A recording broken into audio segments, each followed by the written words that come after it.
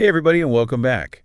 We love to bring you the latest and greatest when it comes to patient care, and this deep dive is no exception. We're going to be focusing on something super practical today, folks, especially for all of you healthcare providers and medical residents out there working with older adults. That's right. We're talking about the power of dance. Now, before you go thinking this is just a fun little activity, let me tell you, the research we're diving into today is seriously impressive.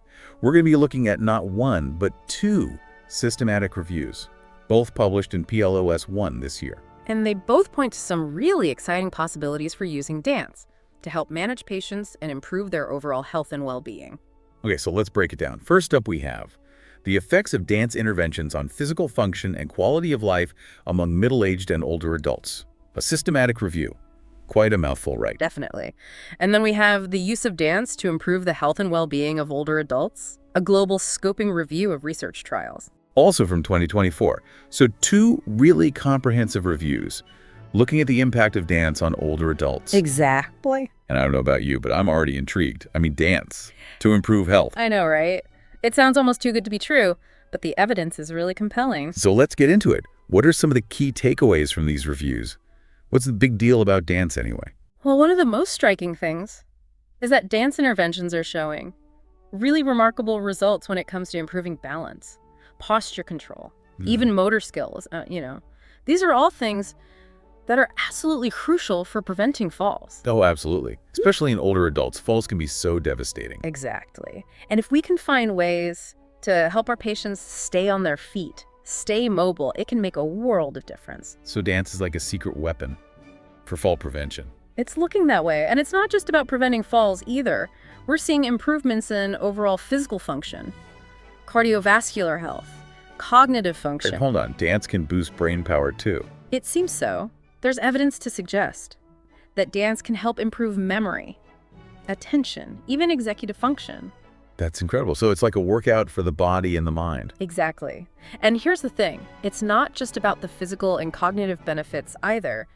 Dance also has a profound impact on mental and emotional well-being. Really? In what way? Well, for starters, dance is a great way to reduce stress and anxiety. Okay, that makes sense. Anyway, when I'm feeling stressed, sometimes I just put on some music and dance it out. Exactly. It's a natural mood booster. Yeah. And it also promotes social interaction. Which is so important, Yeah. especially for older adults who might be experiencing isolation. Absolutely. Dance can help people connect with others, build community, and feel a sense of belonging. Okay, so we're talking about physical benefits, cognitive benefits, social and emotional benefits. It sounds like dance is like a wonder drug. Well, I wouldn't go that far, but it's certainly a powerful tool. So how does this all work? What is it about dance that makes it so beneficial for older adults? Well, I think it has to do with the fact that dance is a multifaceted activity. It's not just physical exercise. It's also creative expression, social interaction, and often a lot of fun. So it's engaging both the body and the mind. Exactly. And Yeah. that combination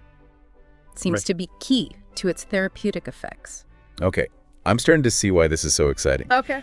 But before we get too carried away, I want to make sure we're being realistic here. I mean, are we really suggesting that all older adults should just start dancing? Not necessarily. It's not a one-size-fits-all solution. Of course. But I think it's important to recognize the potential of dance as a therapeutic tool. Okay, so let's talk about that potential. Yeah. If we were to start incorporating dance into our patient care, what might that look like? Well, there are a lot of different possibilities. It could involve recommending community dance classes, Okay, encouraging patients to dance at home with videos, got it. or even incorporating simple dance movements into therapy sessions. Interesting. The key is to find what works best for each individual patient. So it's about tailoring the approach. Exactly. And it sounds like there's a lot of flexibility, which is great because every patient is different. Absolutely. This is also fascinating. I'm really starting to see the potential here. But I also want to be mindful of the challenges. I mean, not every older adult is going to be able or willing to dance. That's true. And there are also practical considerations like access to classes, cost, and finding qualified instructors. Right. So there are definitely hurdles to overcome. There are. But I think the benefits of dance are worth exploring. I agree. And I'm curious to learn more about how we can actually implement these ideas into our practice. So where do we go from here? That's the big question, right? How do we obviously take all this amazing research on dance and turn it into something we can use every day with our patients? I know, I'm thinking the same thing. I mean, I'm all excited about the benefits we've talked about, but where do we even begin? Well, I think the first step is really about changing our perspective. We need to start seeing dance as a legitimate therapeutic option, not just something fun or recreational, right? Like a real treatment, Right. not just something we suggest on the side. Exactly. It's about integrating it into our treatment plans, just like we would with any other evidence-based therapy. I like that. So it's about taking it seriously and really thinking about how it can benefit our patients. Absolutely. Okay, so we've got that mindset shift. What's next? Well, when we're talking to our patients about dance, especially older adults, it's important to highlight all the benefits. Right, not just the physical stuff. Exactly. We need to emphasize the social and emotional aspects too, the joy, the creativity, the sense of community. Because those things are just as important for overall health and well-being. Absolutely. Sometimes just the word exercise can be a turnoff for people. Yeah, it can sound like a chore. Right, but dance has a completely different vibe. It does. It's more inviting, more appealing. It's like sneaking in a workout without it feeling like a workout. Exactly. So how do we actually go about incorporating dance into patient care? Well, there are lots of different ways to do it. Like what? You could recommend community dance classes, encourage patients to dance at home with videos. Oh yeah, there are tons of those online. Exactly. Or you could even incorporate some simple dance movements into your therapy sessions. Interesting. So there's a lot of flexibility. There is. The key is to find what works best for each individual patient, taking into account their physical abilities, their preferences, and their goals. Okay, so it's about tailoring the approach, just like we do with any other treatment. Precisely. This is all so helpful. I'm glad to hear that. I'm really starting to see how this could be a game changer for our patients. Me too. But I also want to be mindful of the potential challenges. Of course. I mean, not every older adult is going to be able to dance. That's true. Or even interested in dancing. Right. And we also need to think about things like access to classes, Yes. cost, Definitely. and finding qualified instructors. All important considerations. So how do we address those challenges? Well, I think it starts with awareness. We need to educate ourselves and our patients about the benefits of dance and the resources that are available. Right. We also need to advocate for more funding and support for dance programs in our communities. So it's about making dance more accessible Exactly. and breaking down those barriers. Yes. So that everyone, Regardless of their age, or ability, can experience the joy and the health benefits of dance. I love that. It's a beautiful vision. It is. And I think it's one that's worth striving for. I agree. But it's going to take all of us working together to make it happen. Absolutely. So let's do it. Let's do it. Okay, so we've talked about the challenges and the opportunities. But now I want to get back to the practical stuff. What are some specific steps that healthcare providers can take to start incorporating dance into their practice? So picture this. You're seeing patients every day, taking vitals, prescribing medications.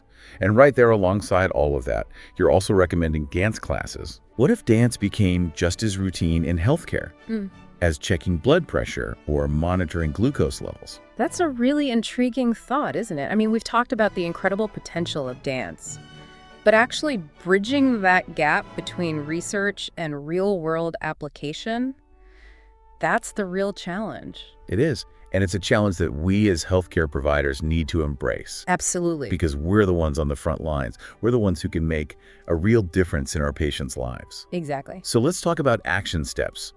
What can we actually do, starting today, to bring the power of dance to our patients? Well, I think one of the most important things is simply to start the conversation. Yeah. Don't be afraid to talk to your patients about dance. Even if it feels a little unconventional. Even if it does. Because you never know who might be receptive to it. That's right. You might be surprised by how many people are actually interested in exploring dance. Especially when they hear about all the amazing benefits. And it doesn't have to be a big production. It could be as simple as mentioning a local dance class, or sharing a video, or even just suggesting that they try dancing at home to their favorite music. Exactly. Little things can make a big difference. They really can. And sometimes just planting that seed can be enough to get someone started on their dance journey. It's like opening up a whole new world of possibilities. It is. And who knows, that one little suggestion could end up transforming someone's life. It could. So let's not underestimate the power of our words and our actions, we have the ability to make a real impact by simply advocating for dance and making it more accessible to our patients. I couldn't agree more. So that's our call to action for today, folks. Let's get out there and spread the word about the amazing benefits of dance. Let's do it. Let's make dance a part of everyday healthcare. Absolutely. And if you want to learn more about the research we discussed today, be sure to check out the links to those PLOS1 articles in the episode description. And that's it for this deep dive into dance and health in older adults. We hope you found it informative and inspiring. And we encourage you to share your thoughts and experiences with us on social media. Let's keep this conversation going. Until next time, stay curious and keep those brains and bodies moving.